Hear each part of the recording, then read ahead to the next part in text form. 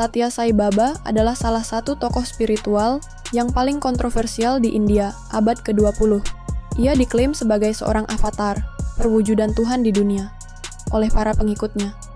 Namun, dari sudut pandang Islam, klaim seperti ini bertentangan dengan tauhid, prinsip utama dalam ajaran Islam yang menegaskan keesaan Allah dan menolak konsep bahwa manusia bisa menjadi manifestasi Tuhan. Sai Baba lahir dengan nama Satyanarayana Raju pada 23 November 1926 di Desa Puttaparthi, wilayah yang saat itu berada di bawah Kepresidenan Madras, India kolonial. Ia berasal dari keluarga Brahmana yang sederhana dan tidak ada sesuatu yang tampak luar biasa darinya di awal kehidupannya. Namun, pengikutnya percaya bahwa sejak dalam kandungan, tanda-tanda ilahiyah sudah menyertainya.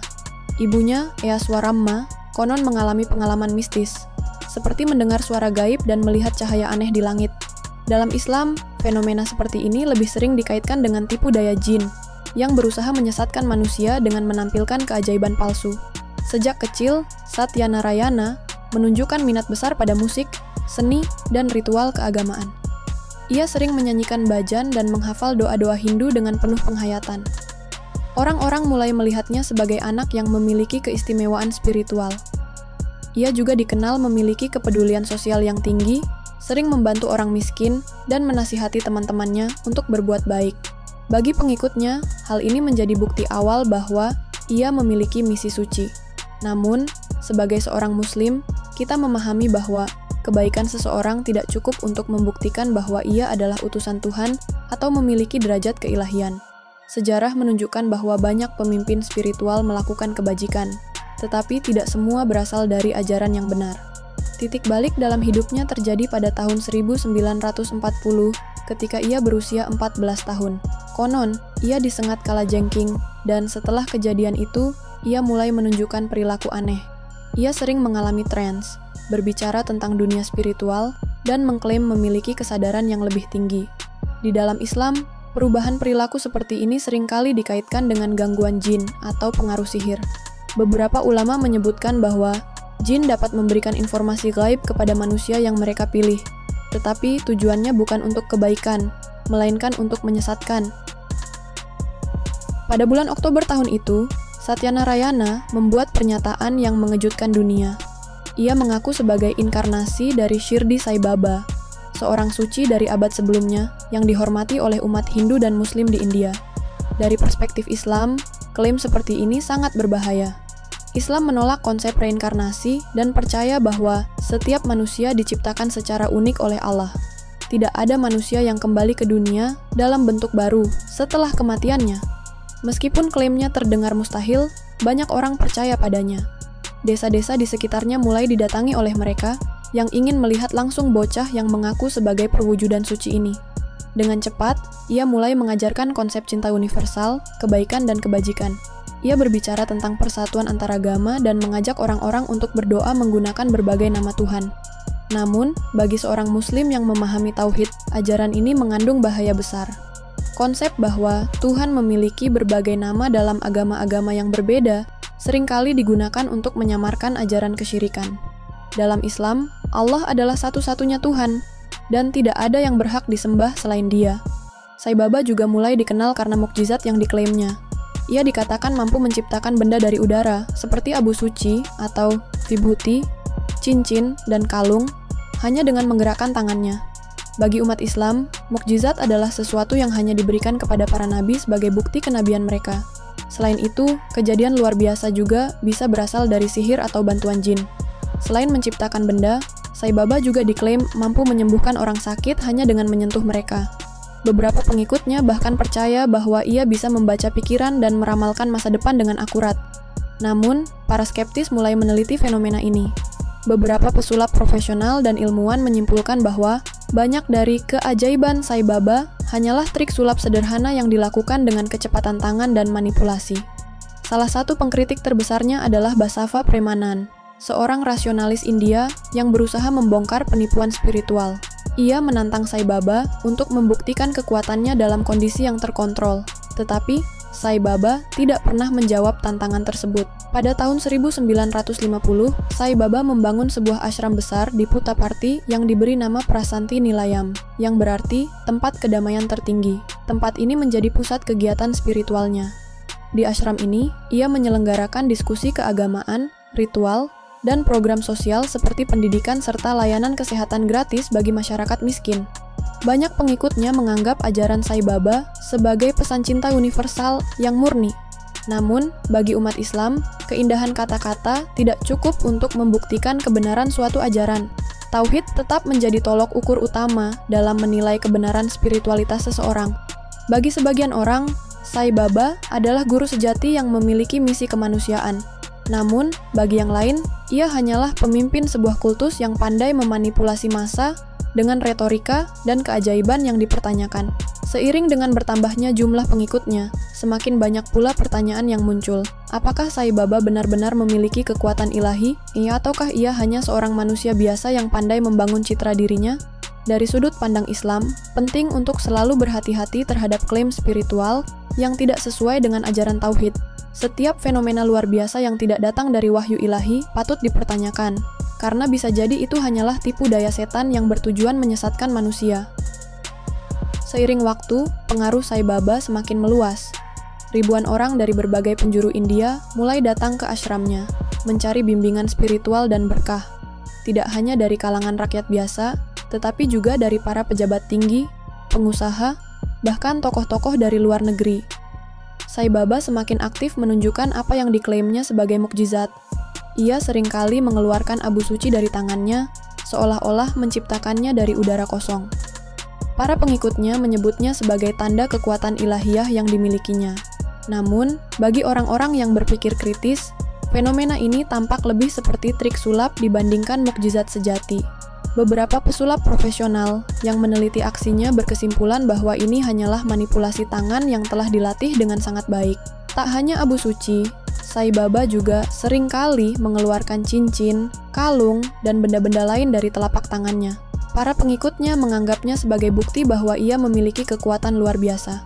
Dalam Islam, mukjizat adalah sesuatu yang hanya diberikan oleh Allah kepada para nabi sebagai bukti kenabian mereka. Jika ada seseorang yang bukan nabi mengklaim memiliki kemampuan seperti ini, maka itu patut dicurigai sebagai sihir atau tipu daya setan. Tidak hanya menampilkan keajaiban, Sai Baba juga mulai dikenal sebagai penyembuh.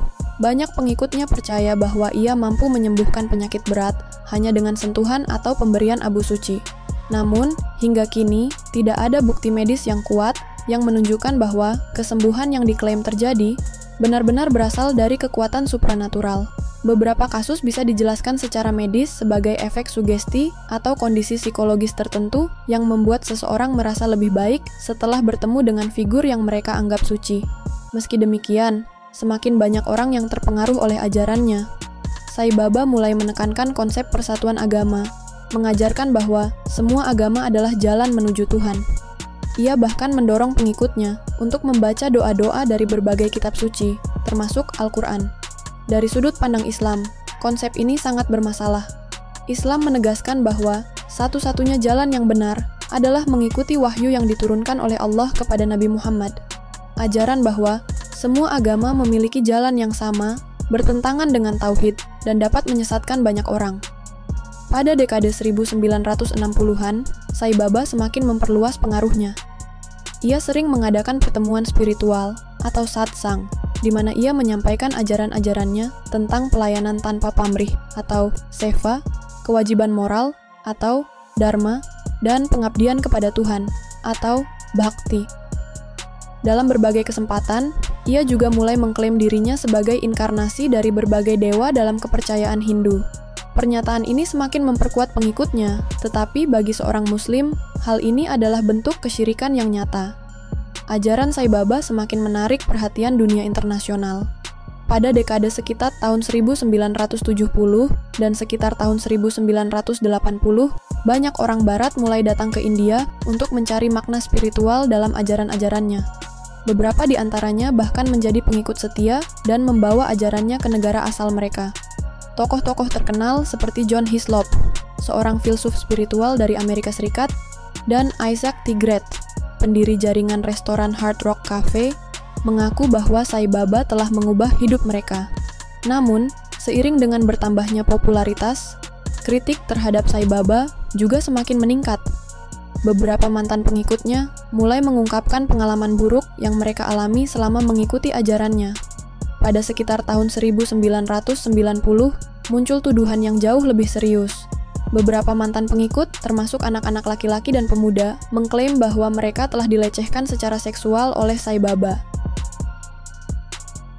Laporan ini pertama kali mencuat dalam sebuah dokumenter yang ditayangkan oleh BBC pada tahun 2004, berjudul The Secret Swami. Dalam dokumenter ini, beberapa korban memberikan kesaksian bahwa Sai Baba melakukan pelecehan dengan dalih upacara spiritual atau pemberkatan khusus. Dalam Islam, perilaku seperti ini adalah bentuk kebejatan moral yang tidak bisa ditoleransi. Seorang yang benar-benar suci pasti akan memiliki akhlak yang terjaga, bukan justru terlibat dalam skandal yang mencederai kehormatan orang lain. Salah satu mantan pengikut yang paling vokal dalam mengungkap skandal ini adalah David Bailey, seorang pianis asal Inggris yang awalnya sangat mengagumi Sai Baba. Namun, setelah mendengar banyak kesaksian korban, ia akhirnya meninggalkan gerakan tersebut dan menerbitkan laporan yang merangkum berbagai dugaan pelecehan. Para pengikut Sai Baba dengan keras membantah tuduhan ini. Mereka menganggap bahwa semua ini adalah fitnah yang bertujuan untuk menjatuhkan figur spiritual besar yang memiliki pengaruh luas. Namun, beberapa organisasi internasional mulai mengambil tindakan. Pemerintah Swedia dan beberapa lembaga pendidikan di berbagai negara mengeluarkan peringatan agar masyarakat lebih berhati-hati terhadap gerakan Sai Baba.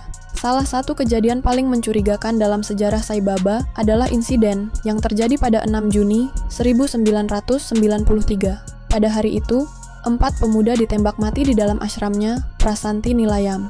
Menurut laporan resmi, keempat pria tersebut memasuki kamar pribadi Sai Baba dengan membawa pisau dan senjata lainnya, diduga berniat membunuhnya.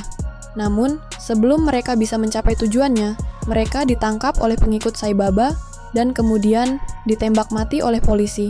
Kejadian ini menimbulkan banyak tanda tanya. Beberapa saksi mata mengatakan bahwa keempat pemuda tersebut sebenarnya adalah mantan pengikut Sai Baba yang ingin mengungkap sesuatu yang besar tentang dirinya. Ada spekulasi bahwa mereka memiliki bukti tentang tindakan kriminal yang terjadi di dalam ashram dan berusaha membuka kebenaran. Namun, sebelum mereka bisa berbicara, mereka dihilangkan secara misterius. Lebih mencurigakan lagi, Sai Baba sendiri tidak pernah memberikan pernyataan resmi tentang kejadian ini. Kasus ini pun tidak pernah diselidiki lebih lanjut oleh pihak berwenang India, yang menimbulkan dugaan bahwa ada kekuatan besar yang melindunginya dari hukum. Banyak yang percaya bahwa pengaruh politik Sai Baba sangat kuat. Beberapa Perdana Menteri dan Presiden India, termasuk Indira Gandhi dan Atal Bihari Vajpayee, diketahui memiliki hubungan baik dengannya dan sering mengunjungi ashramnya. Dalam Islam, kita diajarkan untuk tidak mudah terpesona oleh seseorang hanya karena mereka memiliki pengaruh besar atau banyak pengikut. Kebenaran harus diukur berdasarkan akidah dan akhlak, bukan berdasarkan popularitas atau kekuatan politik.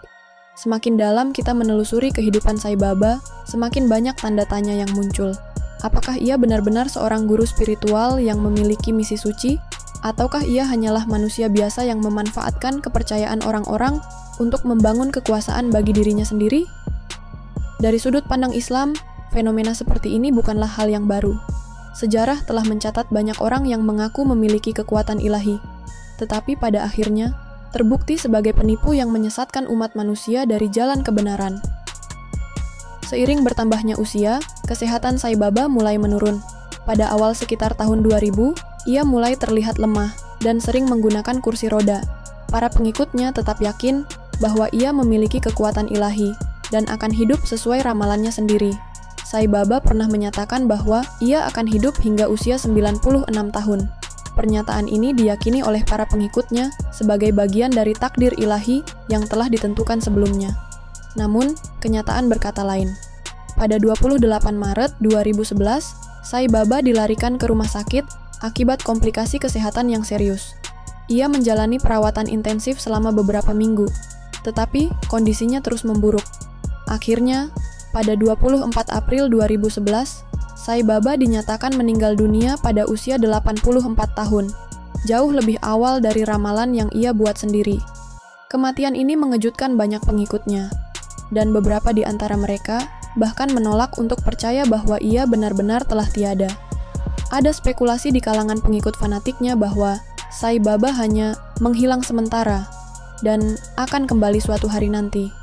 Namun, bagi mereka yang berpikir kritis, fakta bahwa ia meninggal sebelum waktunya membuktikan bahwa ia hanyalah manusia biasa. Bagi umat Islam, peristiwa ini menjadi pelajaran penting tentang bahaya taklid buta terhadap seseorang yang mengaku memiliki kekuatan spiritual. Hanya Allah yang memiliki kendali penuh atas kehidupan dan kematian, dan tidak ada manusia yang dapat menentukan nasibnya sendiri. Setelah kematiannya, warisan Sai Baba tetap hidup melalui organisasi yang ia dirikan, Sri Satya Sai Organization. Lembaga ini mengelola berbagai sekolah, rumah sakit, dan pusat spiritual yang tersebar di berbagai negara. Beberapa pengikutnya tetap meyakini bahwa ia adalah avatar Tuhan yang meninggalkan warisan untuk membimbing manusia menuju jalan kebaikan. Namun, di sisi lain, berbagai skandal dan kontroversi yang mengitarinya tidak dapat diabaikan begitu saja. Tidak sedikit orang yang menganggap bahwa ajarannya hanyalah bentuk lain dari sinkretisme agama, yang mencampur-adukkan berbagai keyakinan tanpa dasar yang jelas. Dalam Islam, mencampurkan konsep ketuhanan dari berbagai agama adalah bentuk kesyirikan yang sangat berbahaya. Konsep bahwa semua agama adalah jalan menuju Tuhan bertentangan dengan prinsip tauhid. Allah telah menurunkan Islam sebagai agama yang sempurna, dan tidak ada kebenaran dalam ajaran selain yang datang dari wahyunya.